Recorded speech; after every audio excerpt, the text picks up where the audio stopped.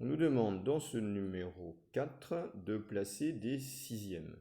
Alors, il faut avoir découpé évidemment en sixièmes notre segment AB. Donc, regardez, 1, 2, 3, 4, 5 et 6. Et ici, pareil, 2, 3, 4, 5 et 6 ici. Je refais le A, le B et le C. Donc ici, ça vaut 0, ici, ça vaut 1, et là, j'ai deux segments. Et ça continue comme ça. Alors, découpage en sixième. Un sixième, donc j'ai un segment AB coupé en 6 parts égales. Si je prends un morceau, ici, on a un sixième. Ensuite, on nous demande 5 sixièmes. Alors, 1, 2, 3, 4, 5 sixièmes. Ici, j'ai 5 sixièmes de AB. Ensuite, 6 sixièmes. Et bien après 5 sixièmes, il y a 6 sixièmes. Ici, j'ai 6 sixièmes de AB, c'est égal à 1. Je suis à 1, c'est bien ça. 9 sixièmes, donc 6 sixièmes, 7 sixièmes, 8 sixièmes, 9 sixièmes. Ici, on a 9 sixièmes de segments de AB. On continue avec 12 sixièmes. 9, 10, 11, 12. 12 sixièmes, c'est égal à 2. Regardez, 12 divisé par 6, c'est égal à 2. Et enfin, 13 sixièmes, 13 sixièmes, c'est plus grand que 2. Donc c'est ici, 13 sixièmes. Voilà pour les sixièmes. On continue. Alors, parmi les numéros 5, parmi les fractions ci-dessous, quelles sont celles qui représentent des nombres entiers? C'est-à-dire quelles sont celles qui sont égales à 0, 1, 2, 3, 4, etc. Alors, on prend la première, 3 quarts. 3 quarts, je vous l'ai représenté ici. Qu'est-ce que c'est que 3 quarts? C'est un gâteau qu'on a coupé en 4 et on prend 3 morceaux. Un morceau là, 2 et 3. On voit que ce n'est pas égal à un gâteau. Donc celle-ci n'est pas égale à un nombre entier. 6 demi. Je vous ai représenté 6 demi. Alors qu'est-ce que c'est que 6 demi? C'est un gâteau ici que l'on a coupé en deux parts égales. Donc là j'ai 1 demi, 2 demi, 3 demi, 4 demi. Il faut faire un deuxième gâteau. 5 demi, 6 demi. À quoi est égal à 6 demi? On voit qu'il y a 3 gâteaux. 6 demi est égal à 3. 6 divisé par 2 égale 3. C'est bien ça. 4 tiers. Donc je prends un gâteau, ici je le coupe en 3 parts égales, comme ceci. Et puis il me faut un quatrième tiers. Donc je fais un début de deuxième gâteau, je prends qu'une seule part. 1 tiers, 2 tiers, 3 tiers, 4 tiers. On voit que c'est pas égal ni à un gâteau, ni à deux gâteaux. Hop, élimine. 0 septième, on sait qu'on prend un gâteau, on le coupe en 7 parts égales et on prend rien. C'est égal à 0. Lui est égal à un nombre entier. Ensuite, 12 quarts. Donc j'ai pris toujours mon même gâteau, je l'ai coupé en quarts. En voici un. D'accord? Donc là, j'ai 4 quarts. Deuxième gâteau pour faire 8 quarts. Et enfin, troisième gâteau pour faire 12 quarts. Donc si j'ai 12 quarts, 1, 2, 3, 4, 5, 6, 7, 8, 9, 10, 11, 12 quarts, c'est égal à, je l'écris ici, 12 quarts est égal à 3 gâteaux. Un gâteau, deux gâteaux, 3 gâteaux. On continue, 17 cinquièmes. Alors j'ai pris toujours mes gâteaux et je les ai coupés en cinquièmes. 1, 2, 3, 4, 5. Donc un gâteau coupé en 5. Là j'ai 5 cinquièmes. 1, 2, 3, 4, 5. Avec un deuxième gâteau j'ai 10 cinquièmes. Avec un troisième gâteau j'ai 15 cinquièmes.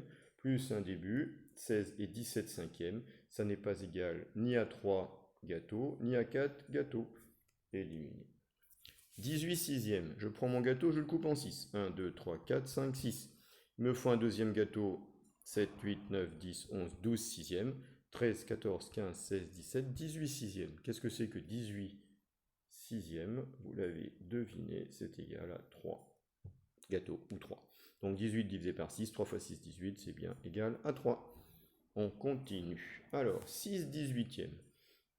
J'ai pris un beau gâteau que j'ai coupé en 18 parts. Là, 1, 2, 3, 4, 5, 6, 7, 8, 9, 10, 11, 12, 13, 14, 15, 16, 17, 18. Et j'ai pris 6 18e. Ils sont là, mes 6 18e. D'accord? On voit que je n'ai pas du tout le gâteau. Hein. J'ai qu'un petit morceau de gâteau.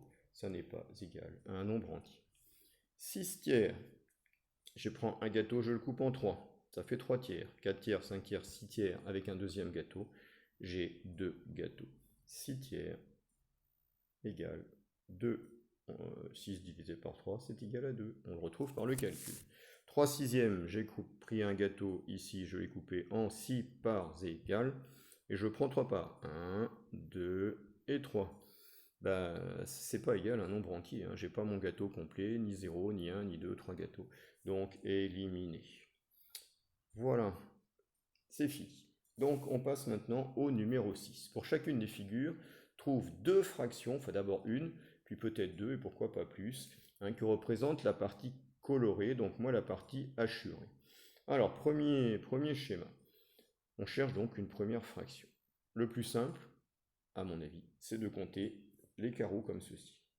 Là, ceux-là. D'accord? Donc, il y en a 1, 2, 3, 4, 5, 6, 7, 8, 9, 10, 11, 12, 13, 14, 15, 16. Donc, on est en 16e. Si on est en 16e, on en a hachuré 1, 2, 3, 4, 5, 6, 7, 8. Donc, c'est égal à 8 16e. On vous demande de trouver une autre solution. Alors, il y en a plein d'autres, hein.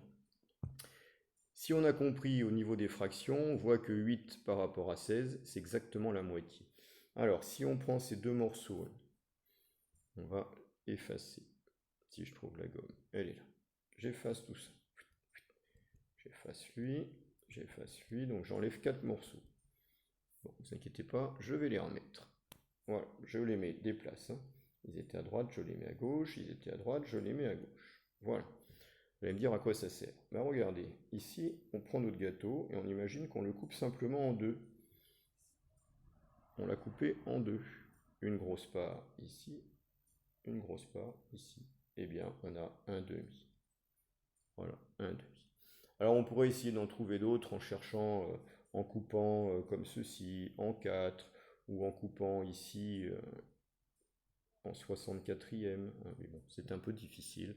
Déjà, si vous avez trouvé ça, franchement, c'est déjà super. On continue. Autre schéma avec des triangles. Voilà, ici, on a hachuré tout ça. Super, on est content. Alors, le plus simple, comme d'habitude, c'est de compter les triangles. 1, 2, 3, 4, 5, 6, 7, 8. On est en 8e. Combien sont coloriés? 1, 2, 3, 4. 4 huitièmes. Égal à quoi? Là encore, on peut les déplacer. C'est le plus facile pour comprendre ce qui se passe. Donc lui, j'enlève tout ça, je vais le déplacer. Et lui, je vais le déplacer. Donc j'en ai effacé 2, je vais en déplacer 2. Je vais le mettre ici. Bon, il me faudrait le crayon qui fonctionne. Voilà. Et l'autre qui était à droite, je le mets ici. On coupe comme tout à l'heure ici. Et on se rend compte qu'on a une partie, deux parties. Une partie coloriée, 4 huitièmes égale 1 demi. Si vous avez trouvé ça, c'est très bien aussi. On continue. Oula, celui-là, il est plus compliqué. Alors, on voit qu'on a un découpage en petits triangles, comme ceci. Combien on en a? 1, 2, 3, 4, 5, 6, 7, 8. Répétez 1, 2, 3, 4 fois. 4 fois 8, 32e. Alors, combien est-ce qu'il y en a de coloriés? 1, 2, 3, 4, 5, 6, 7, 8, 9, 10, 11, 12, 12, 32e. Voilà, c'est déjà pas mal pour celui-là. Alors, 12 32e, ça va être difficile de trouver autre chose, donc je pense que si vous avez trouvé ça, c'est vraiment très bien. On continue. Alors, petit problème de contenance de bouteille. Une bouteille a une contenance de 75 centilitres. Et puis, on cherche quelle contenance d'un récipient qui équivaut à un tiers de la bouteille. Alors, voilà ma belle bouteille. Ça, c'est une bouteille. Ah, bouteille. Un peu bizarre, mais c'est une bouteille. Vous remarquerez que je ne fais pas du tout un dessin. Je fais un schéma que je peux couper en 3 parts égales. Voilà, c'est ça qui est important puisqu'on parle de tiers. Cette bouteille, elle a une contenance en tout ça, de 75 centilitres. Donc, s'il y a 75 centilitres et que je coupe en 3, 3 fois combien égale 75? 3 fois 25 égale 75. Ça veut dire qu'ici, il y a 25 centilitres, et encore 25, ça fait 50, et encore 25, ça fait 75. Donc, dans chaque tiers de bouteille, il y a 25 centilitres. Qu'est-ce qu'on nous demande? Quelle est la contenance d'un récipient qui équivaut à 1/3 d'une bouteille? Eh bien, 1/3 de la bouteille, c'est égal à 25 centilitres. Ici, voilà, 1/3, ça fait 25. Ça, c'est 1/3. Bon, vous remarquerez que je ne m'amuse jamais à dessiner une bouteille. Hein. Ça s'appelle du dessin. Et on s'en moque du dessin. Nous, on fait des maths. On continue. Alors, histoire de canette. Une canette contient 1/4 de litre. Là, voilà ma canette. Elle est là. Elle est très belle. Hein. Voilà, une belle canette. Tout ça, on vous dit que ça contient 1/4 de litre. Alors, si tout ça, ça représente 1 litre, en fait, c'est pas ma canette. J'ai dit une bêtise. Je recommence. Ça, c'est 1 litre. Je l'ai marqué à gauche en plus. Donc 1 litre, c'est égal à 100 centilitres. Voilà, ça c'est 1 litre. Et on vous dit qu'une canette, ça représente 1/4 de litre. Elle est là ma canette, c'est pas le tout, hein, c'est ça ma canette. Voilà, elle est là. D'accord? 1/4 de litre. Donc là, j'ai une canette. Donc si l'ensemble fait 100 centilitres, ici je vais avoir, je l'écris au-dessus, 25 centilitres, ici 25 centilitres, ici 25 centilitres et 25 centilitres. D'accord? Donc chaque canette fait 25 centilitres. Combien de canettes peut-on remplir avec 100 centilitres? Eh bien, si j'ai 100 centilitres, j'en ai combien des canettes? J'en ai une ici, une là, et une autre ici. Ce qui fait que l'on peut remplir 4 canettes avec 100 centilitres. Je peux remplir 4 canettes qui font 1/4 de litre. La première canette, donc je reprends mon litre, hein, parce que je n'ai pas été très clair au début. Voilà, ça c'est mon litre. Avec la première canette, je vais remplir un premier quart de litre. La deuxième canette, un deuxième quart de litre. 3 quarts de litre, 4 quarts de litre, c'est-à-dire 1 litre avec mes 4 canettes. Voilà, on a terminé pour aujourd'hui.